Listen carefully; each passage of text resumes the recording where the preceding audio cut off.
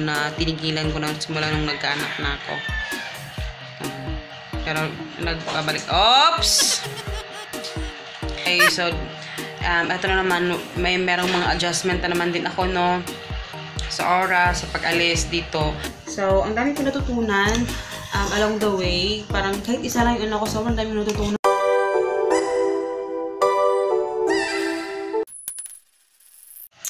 Hello guys! Good morning! So today is August 21, 2018, Tuesday. At walang pasok today kasi holiday. And yun, makakapagpahinga tayo at least. At makapagpahinga doon sa paghatid. Pero yung ating routine, yung ganun pa rin.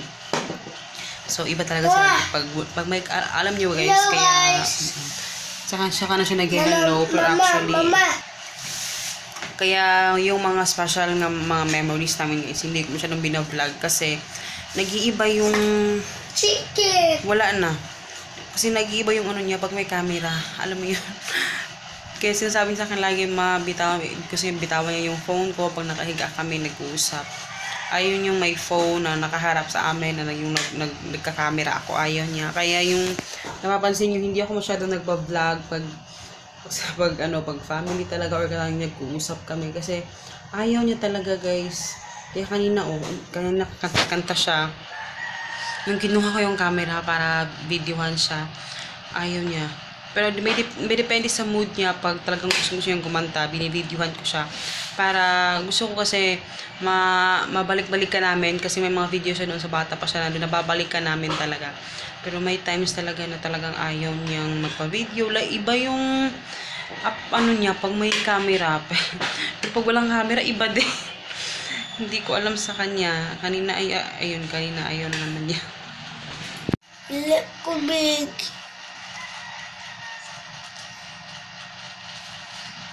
Get na water ko.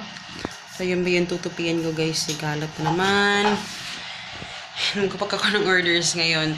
So, hindi ko alam kung anong magaganap ngayong araw na ito dahil I don't know. Gagawin ko lang kung ano yung nakalagay sa listahan ko. Medyo marami siya. Nakalagay sa listahan. Pero, tinatry natin matapos lahat. Tingnan nyo yung kuko ko. Mag-cutics na naman ako. Ito yung bisyo ko noon na tinigilan ko na simula nung nagkaanak na ako. Pero nagbabalik. Oops! Ito yan lahat. Magpa-pancake na naman ako again. Dahil yun naman yung mas pinaka-convenient sa akin. Dahil ano kasi diba tomorrow, walang pasok kayo. So tomorrow yung talagang ano niya na parang formal na pag ano ng sakito. Kasi kahapon tapos may sa mga may nag-comment ng last video ko na yung about sa snacks. May mga batang ganun guys na ano siya. Like sa mga babae, usually sa mga babae talaga kasi yung mga babae na anak, hindi ko alam kung ano meron sa babae na anak, pero usually mga mapapayat talaga sila kasi parang iba yung appetite nila compared dun sa mga lalaki ng mga bata. Pero may mga babae din naman na medyo malakas kumain na mga bata. Pero usually talaga sa mga lalaki, yun yung grabing appetite. Meron ding iban hindi magana, pero usually lalaki malakas talaga.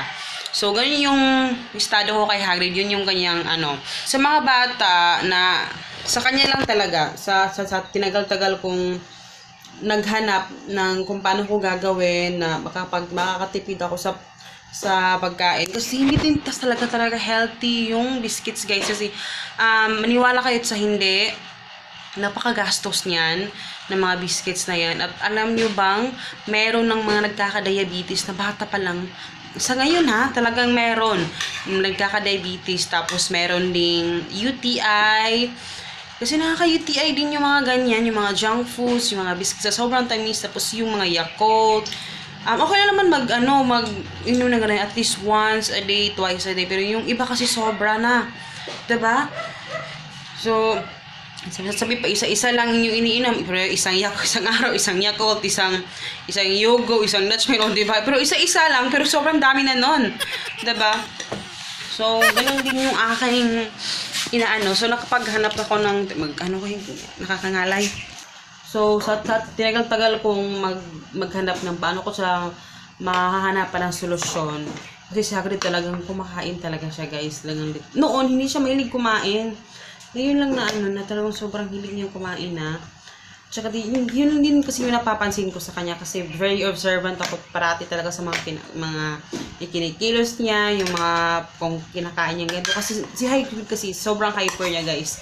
Pag nakakain siya ng mga chocolate, yung masyadong matatamis, nakaka-hyper siya. Meron siyang ganun. Nang nga, one time, nung maliit pa siya, tinry ko sa kanya yung Lactum. Yung Lactum talaga, guys, grabe nakaka-hyper yun, as in. Kaya pala sa advertise si Julian, ano pala, takbo-takbo ng bata kasi nakaka-hyper pala talaga siya. So, kinat ko siya ng tinanggal ko yung Lactum, pinalitan ko. Sobrang nakaka-hyper. Pero, isa din pala yung mga chocolate, yung mga matatamis, yun din nakaka-hyper sa kanya. So, talagang guys, very observant talaga ako sa mga kinikilos ni Hagrid. Talagang nag-experiment ako lagi. Even before, nung maliit pa siya, hanggang yung medyo lumaki na siya. So, ang dami ko natutunan along the way. Parang kahit isa lang yung sobrang dami natutunan talaga. Gusto kong magtipid kasi hindi ko nakakatipid talaga. Kasi isang araw, pag nagbibiskit siya noon, kasi mahilig akong biscuits noon. Mama! Mahilig siyang kumain ng biscuit. So, 1, 2, 3. Kasi mas lalo siyang nagugutom. So, sabi ko, ang mahal pa ng mga biscuits. Yung isang pack, 14, 50 na nga, diba? So, sabi ko, paano ko makakatipid dito sa isang... Bibilang ko siya ng isang Nissin wafer. Ay nako, 2 araw lang ata yun sa kanya, 2-3 araw. So, diba, magkano yung Nissin 40 plus? Hindi ko alam kung magkano na ngayon kasi di naman ako na bumibili.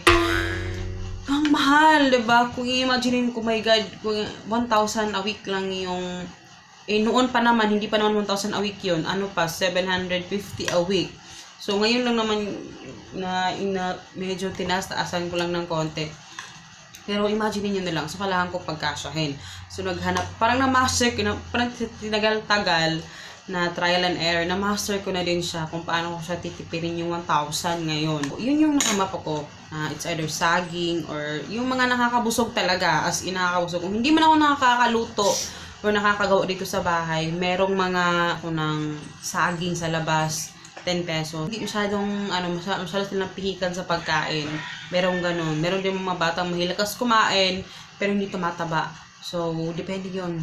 Iba-iba talaga yung bata, guys. Pero yun lang yung si Hagrid. Yun yung case ko sa kanya. Kaya, iba din yung, kaya tinatago ko yung mga, mga food.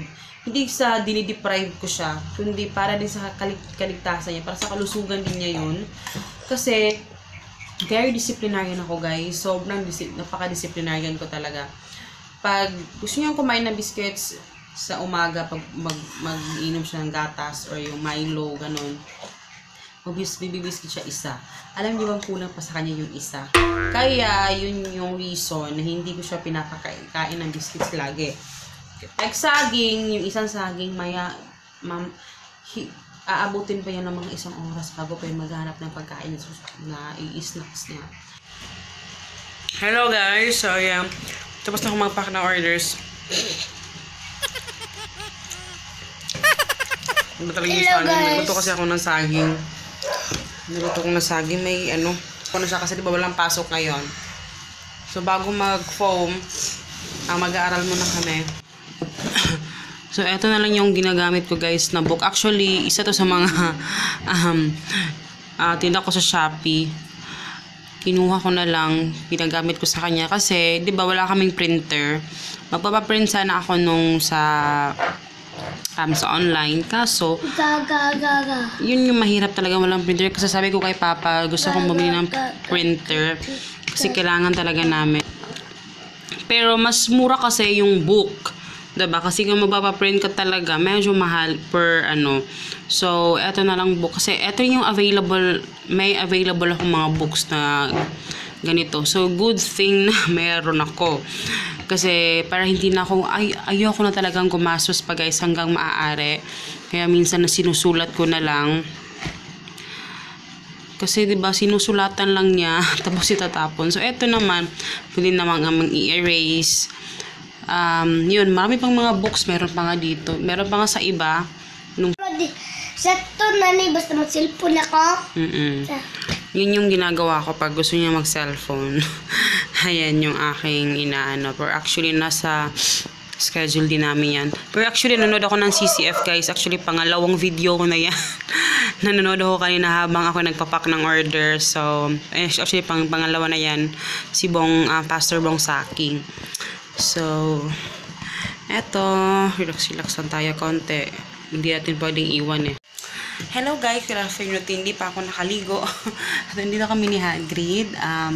Kaka-pick up lang yung mga items ay ng mga parcels, yung mga boxes. So, ayan, dahil nag-good boy si Hagrid, so ito yung surprise ko sa kanya, yung nasa surprise egg na Lego. So, ito yung aming ginagawa ngayon. Sa kanya naman yung... Hello guys, di ka balo sigarin, ane? Hindi daw marunong yung pinsan niya. So, ayan.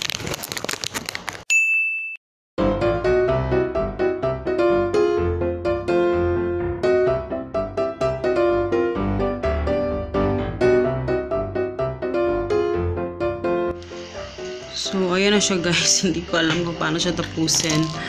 Pero, ayan siya. Pero yung tao lang yung yung Lego, si Lego Man. Yung cute.